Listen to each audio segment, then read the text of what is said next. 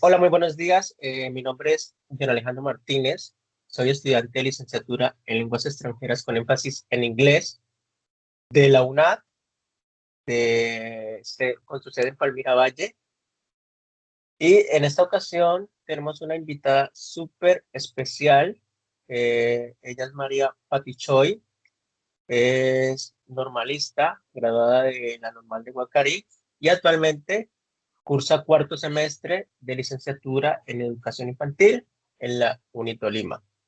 De antemano agradecemos a María por aceptarnos esta pequeña invitación y vamos a realizarle una serie de preguntas acerca de lo que ha sido su experiencia en este maravilloso mundo de la educación. Muy buenos días, Mari, bienvenida. Buenos días, Alejandro. Gracias por la invitación, como dices tú. Cuéntame, cuéntame tú, porque yo Bueno, quiero saber Mari, qué me preguntas. quisiera que me compartieras un poco sobre lo que ha sido la experiencia en este fantástico mundo de la educación. Y me gustaría que me dijeras un poco acerca de cuánto tiempo llevas de servicio y en qué ciudad te encuentras actualmente. Yo actualmente estoy en el Cerrito Valle, en Colombia, departamento del Valle del Cauca. ¿Qué te digo? Pues la verdad, yo me demoré un poco en empezar con mi carrera. Yo en este momento estoy trabajando con la primera infancia. Yo llevo 2 años trabajando en un CDI. Y también tengo un año de experiencia en una fundación de niños especiales con diferentes situaciones. Eh, ¿Qué te puedo decir? Lo que he vivido ha sido, pues, se puede decir que poco, pero ha sido algo que me ha marcado demasiado mi vida en cuanto a mi parte vocacional como maestra. Vale, perfecto. Ahora cuéntanos cómo ha sido un poco esa experiencia. Tengo entendido que has trabajado con niños con necesidades especiales. Cuéntanos un poco acerca de cómo ha sido todo este proceso. Bueno, sí, yo he trabajado en una fundación con niños que presentan diferentes pues patologías, diferentes situaciones. Y de verdad que eso fue lo que me marcó la vida a mí en cuanto a la parte de mi vocación. Eh, Como te digo, yo empecé, pues se puede decir que un poquito que me demoré en empezar, pero cuando se me dio la oportunidad de trabajar con estos niños, me di cuenta que realmente esto era lo mío, porque ahí te das cuenta tú como ser humano todo lo que puedes brindar y que muchas veces los demás no ven esa necesidad que ese niño o esa niña tienen, entonces uno comienza a ser un observador, a comenzar a sentir la necesidad de ayudar a esa persona, a cada ser que se acerca a ti y buscando una respuesta, una ayuda, sintiéndose parte de algo. Entonces, ahí comenzó todo, la verdad. Y pues Vale, sí, ya después cuando ya se me dio la oportunidad de pasar a trabajar ya con la primera infancia, no, pues eso fue un mundo muy diferente. ¿En qué parte? Porque pues ya son niños, ya son pequeños que ya como se dice pasan a depender de ti, de lo que tú les enseñes. Eh, no digo que los otros niños no estuvieran esperando de ti algo, sino que es como más como la inocencia, los pequeñitos, como siempre esperando, profe, yo quiero esto, profe, yo quiero aquello, que hay que cargarlos, que hay que llevarlos, porque a veces tocaba esa situación. Entonces, el más del juego, más de tantas cosas, entonces, según la necesidad de cada uno, uno va aprendiendo a manejar estrategias, entonces, se trata de eso, ¿no? vale, Mari. Con esta respuesta ha respondido a la pregunta a la próxima pregunta. De igual manera, te la voy a hacer. Es un poquito más personal. ¿Escogiste tu profesión por vocación o por necesidad? A ver, yo qué te digo. Cuando yo tenía a mis hijos en transición, había una profesora que es, porque todavía está ejerciendo, es la profesora Lisbeth Pozo. Y yo cada vez que iba allá, ella de pronto me halagaba, me felicitaba porque el trabajo que yo hacía con mi hijo era muy bueno. Me decía, usted es una madre muy comprometida, me gusta como usted le enseña sus valores a su niño, que tiene autoridad, pero sabe llevarlo y sabe disciplinarlo y se ve lo feliz que es él. Entonces ella me decía, porque a veces de pronto yo me quedaba con él ayudándolo a desatrasar, entonces ella me decía que yo tenía mucho potencial para ser maestra. Entonces ella comenzó, ella sembró esa primera como esa semillita allí, como que yo, ¿será que sí? Y ya vino una situación muy difícil en mi vida personal, que fue la separación con el papá de mis hijos. Entonces, literal, se me quitó, se me cayó, como se dice, me movió el piso. Entonces, como que yo dije, ¿qué voy a hacer? De pronto al principio uno dirá, fue necesidad, por necesidad económica, pues no, porque al fin y al cabo yo entraría a estudiar y antes iba a hacer como más gastos, pero entonces yo dije, bueno, si hasta ahora no había descubierto mi talento, mi don, ahora quiero hacerlo, entonces me di la oportunidad de entrar a la normal y allí di con unos excelentes maestros que, como personas nos llenan y nos dicen sí o no. Conocí a varias personas que entraron y no terminaron porque no, esto no es lo mío, porque en las prácticas decían, no, la verdad que no me siento. En cambio, yo me apasionaba más y más. Y cuando yo sentía que lo que yo estaba haciendo de verdad transmitía algo a esos niños, entonces yo dije, no, aquí me quedo. Y aunque han sido cosas muy difíciles que he tenido que pasar, cada día me apasiono más, cada día siento que esto es lo mío, esto es mi cuento y aquí me quedé. Muy bien, Mari, felicitaciones por esa pasión, por ese amor que transmites, por esa devoción que tienes al enseñar, al inculcar valores. Y creo que tenemos en esta parte algo en común. Yo también me apasioné mucho desde casa. Esto empezó desde casa, a ver la necesidad de algunos familiares, de darle refuerzos, y pues, esta cuestión. Entonces, en ese punto tenemos algo en común. Pasemos a la siguiente pregunta. Quisiera preguntarte, ¿qué se siente al entrar por primera vez a un aula? Esa experiencia, yo creo que eh, eso nunca lo olvida uno como maestro. ¿Qué sentiste? Pues te cuento que eso fue una experiencia bien bonita, pero también de mucho temor porque uno la primera vez, aunque son unos niños, uno siente que de pronto no va a cumplir con la expectativa. Ese día yo iba, era como de acompañante o bueno, de auxiliar de esa docente. Y yo recuerdo que yo iba de aquí para allá, de mi casa hacia allá, hacia la escuela, y había un señor vendiendo unos limones. Entonces yo sabía de que la clase trataría sobre los sentidos y yo dije, me voy a llevar 2 limoncitos. Solo me llevé 2 limones. Y entonces cuando llegué allá al aula de clase me dice la profesora Lisbeth, dice, bueno, María del Carmen. Porque también para fortuna mía, ella fue precisamente, fui practicante de la profesora que me había metido en el cuento de la educación. Entonces mira que yo digo que no son casualidades, son propósitos que yo Un como propósito. cristiana digo, son propósitos que Dios cumple en uno. Entonces me dijo de la clase, yo pensé que solamente iba como a ayudarle y me dijo, no, hágala. Y entonces con ese limoncito te puedo decir que desperté la curiosidad de los niños y comencé, bueno, ¿ustedes con qué están viendo ese limoncito? Ay, profe, pues con los ojos. Yo, excelente, los ojos. Esos son los primeros lo que vamos a ver. Entonces comencé así, ya luego le pellizqué el limoncito y vamos a sentir el olor. ¿Con qué huelen este limón? Ay, con la nariz. Aquí les duele. Uy, qué rico. Entonces comencé, ¿quieren probarlo? Pues que sí. Y así se desenvolvió toda la clase en cuanto a lo de aparte de los sentidos. Y te cuento que de algo que yo no llevaba totalmente, mejor dicho, no llevaba preparado, se fue dando con una fluidez. Entonces, la profesora me felicitó porque no solo se mantuvo el interés de los niños, sino que se enseñó lo que se fue, o sea, se enseñó y se logró el propósito. Y los niños todo el tiempo estuvieron activos y todo el tiempo estuvieron participando. Profe, ¿usted viene mañana? Profe, tal cosa, mañana también, ¿qué iba a traer mañana? Entonces quedaron con esa curiosidad y todavía, pues yo que mejor todavía con esa curiosidad de enseñar más y querer hacer algo más. Entonces, ahí estuvo. Eso fue. Estupendo. Ajá. Estupendo que te llene así de esa manera tan maravillosa esta linda profesión. Sí. Bueno, para nadie es un secreto que enseñar a niños con necesidades especiales es un poco complejo por su poca capacidad de concentración o su poca capacidad de adquirir un aprendizaje fácilmente.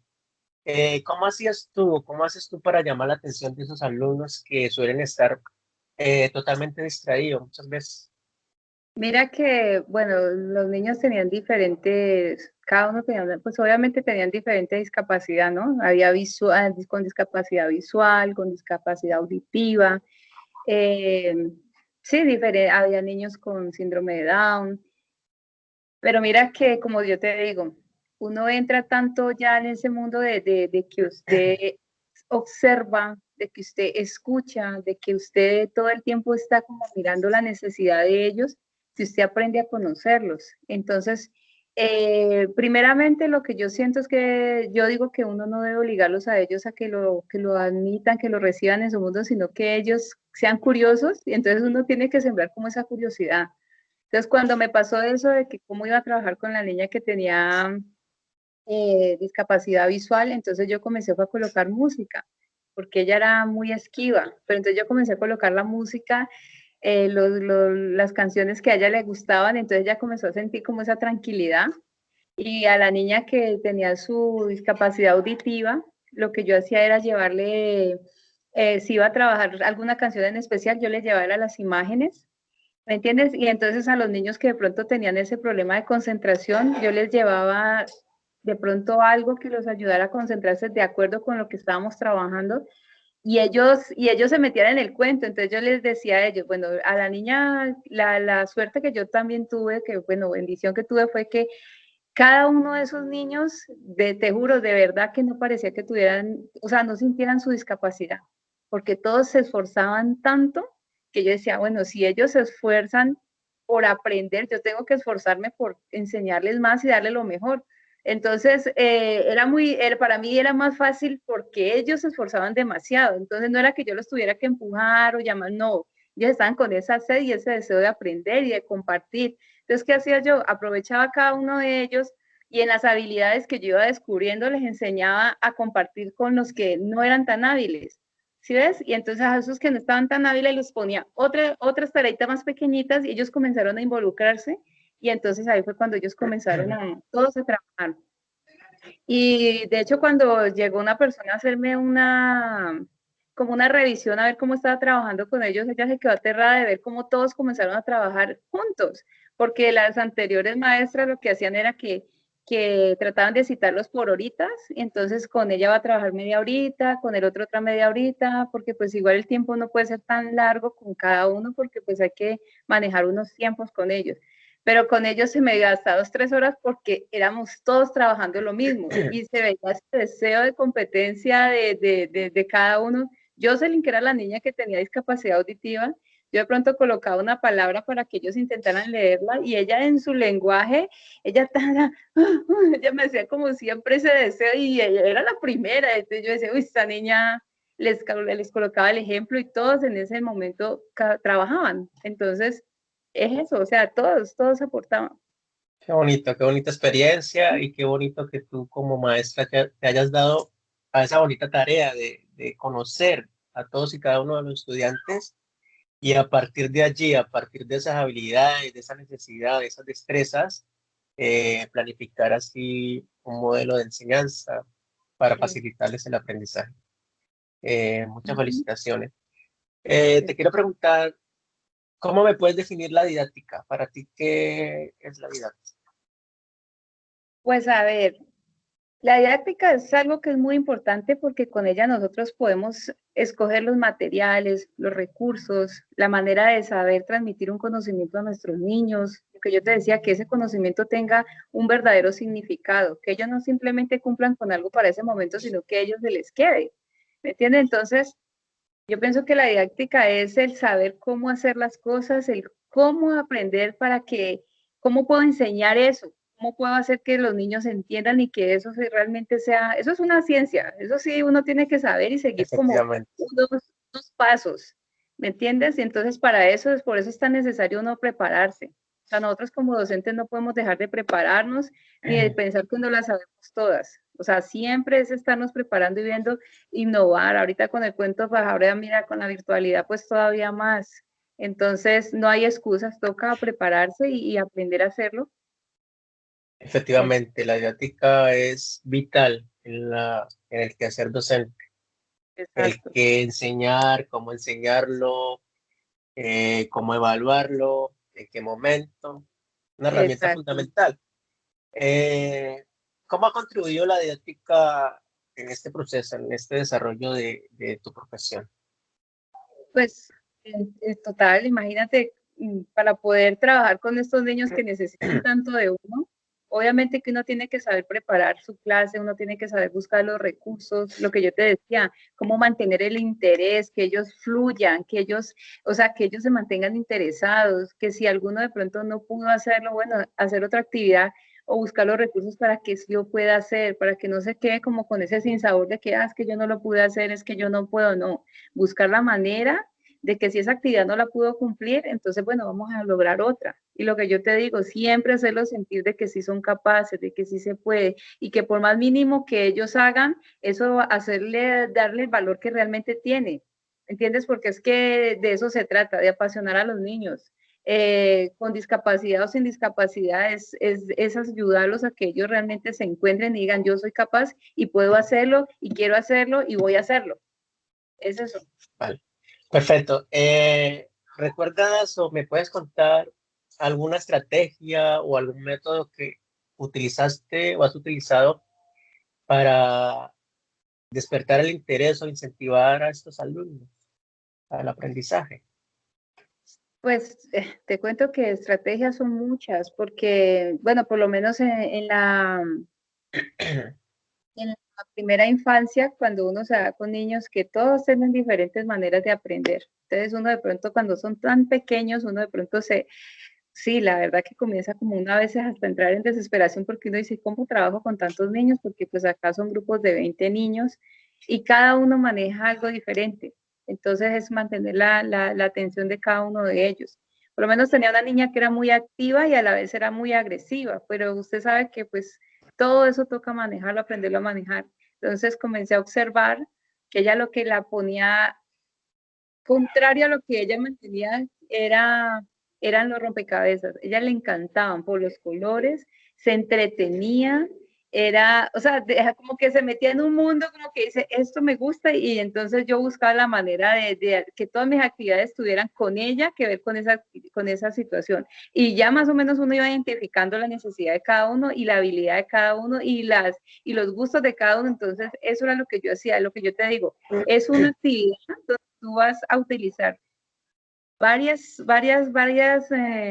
por decirlo de alguna manera, varias herramientas que vayan dando la satisfacción a cada uno de esos niños, sin necesidad de uno de caer en tanta cosa porque no se va a poder cumplir, no, teniendo en cuenta la manera en cómo cada uno aprende. Entonces, si a este grupito le gusta más el baile, entonces buscamos una canción o buscamos algo que le ayude a reconocer eso. Y si a este niño le gusta más pintar, bueno, entonces vamos a hacer un dibujo muy grande y todos vamos a participar. Obviamente que la idea es que todos trabajaran, ¿cierto? Pero teniendo en cuenta cada gusto, cada habilidad. Es eso. Vale, perfecto. Allí me respondiste una pregunta que tenía, que cómo adecuas o planificas las clases. Ya me he respondido según la necesidad y la personalidad de los educandos. Entonces voy a pasar a la otra. Eh, Hablemos un poquitico del proceso docente educativo. Para ti, ¿qué entiendes por este proceso y cómo ha sido ese proceso en tu profesión como docente? Proceso educativo, a ver, pues, ¿qué te puedo decir? Lo que yo te decía desde el principio, o sea, uno como docente, uno nunca termina de prepararse. Uno siempre tiene que estar, como se dice, mirando cuáles son las herramientas, las nuevas estrategias, la didáctica que se va a manejar y todo eso hace parte de nuestra vida, ¿cierto? Entonces, mmm, yo pienso que no es solamente se puede quedar en una teoría, sino que esa teoría se tiene que llevar a una práctica y que esa práctica tiene que intervenir en la vida de los niños de la manera como te digo, entonces, de que aprendan. En cuanto a mi parte personal, ese proceso de formación no termina. Ese proceso de formación comenzó en la normal superior, estoy en la universidad y salgo de la universidad y el estar desde la parte como iniciativa mía, haciéndolo desde aquí, desde mi casa, implementándolo con lo que hago con mis hijos. O sea, ese proceso de formación no se puede acabar. Siempre tiene que estar ahí continuamente, siempre tenemos que estar viendo cómo puedo enseñar, cómo puedo buscar que no solamente sea un conocimiento, como te decía yo, es ayudar a inculcar esos valores, ese amor por la familia, ese respeto. Bueno, todo eso hace parte, es un complemento total, entonces ese proceso no puede acabar. Vale, Eso es lo que yo te digo de mi parte. perfecto. Además de ello, pues también tenemos que tener claro que el proceso docente educativo va mucho más allá de transmitir una enseñanza, un conocimiento, porque Sí, es claro. que además de ello, nuestra misión es instruir, es formar, es inculcar valores, es preparar Sí, a nuestros educandos no solamente para el momento, para alcanzar una calificación alta, para superar una materia. No, esta enseñanza tiene que estar enmarcada para que los prepare para la vida, para el futuro. exacto. Gracias por tu aporte en esta pregunta. Y bueno, para ir ya de pronto terminando, concluyendo un poquitico que se nos ha ido el tiempo, eh, cuéntame cómo se logra establecer ese lazo afectivo entre el estudiante y el contenido teórico. Eh, Sabemos que algunos estudiantes son un poco perezosos, a muchos no les gusta el estudio. Entonces, cuando tú te encuentras frente a estas situaciones, ¿cómo haces para que el estudiante se sienta atraído hacia lo que tú estás transmitiendo? Pues a mí varias veces me ha pasado y te cuento que yo no sé, yo he escuchado de teorías, he visto la manera en cómo mis compañeras lo han hecho, pero yo lo hago a mi manera, viendo obviamente, teniendo en cuenta todas las teorías y todo lo que uno ha aprendido. Pero yo digo que una de las maneras más fáciles o bueno, más importante, interesante, no sé la palabra exacta en este momento cómo podría ser, es hacer sentir útil a ese ser humano. Entonces, por decir algo, alguna vez me tocó un muchacho que dijo, yo no quiero trabajar, así reacio total, yo no quiero trabajar, no quiero hacer eso. Estábamos hablando del tema de las calorías y toda esa cuestión. Entonces yo recuerdo que yo le dije, listo, amor, no te voy a obligar. Igual de que tú me colabores depende de mi trabajo, pero pues si no quieres hacerlo, no te puedo obligar. Pero sí necesito que me colabores con algo. Le dije, ya es diferente y esa parte de la actividad con los muchachos. Me dijo, bueno, profe, ¿qué hago? Como estábamos hablando de las calorías, compramos algunos elementos como leche, Milo, cosas así. Entonces yo le dije a él, vamos a preparar este Milo, vamos a aprovechar y vamos a hacer un compartir. Entonces, bueno, profe, vaya y me cuenta cuántas personas hay, cuente los vasos, entonces lo puse a hacer esa labor tan sencilla que se podría decir no tiene nada que ver y te cuento que ese muchacho se metió tanto en el cuento y yo le dije, cuando él estaba preparando eso, le dije a los otros, cuando él venga y les dé, ustedes le van a decir gracias y le van a decir el nombre de él. ¿Me entiendes? Lo hice sentir con esa apropiación y tal. Entonces, gracias, Carlos. Entonces, todos iban pasando, gracias Carlos, y entonces yo, gracias Carlos por habernos colaborado. Él en ese momento sintió que era parte de algo y dijo, profe, voy a hacer las actividades también con usted. Y yo, listo, amor, se logró, que era que Lo se pusiste a metiera en el... trabajar sin que pareciera un trabajo. Estupenda Exacto, estrategia. entonces es eso. Yo digo Lo que esa es la hiciste ver mejor estrategia. importante también, lo hiciste ser protagonista. Es que a eso están llamados nuestros alumnos, tienen que ser ellos, el protagonista no es el profe, ni la persona que está impartiendo el conocimiento. Ellos tienen que Exacto. ser los protagonistas en todo momento.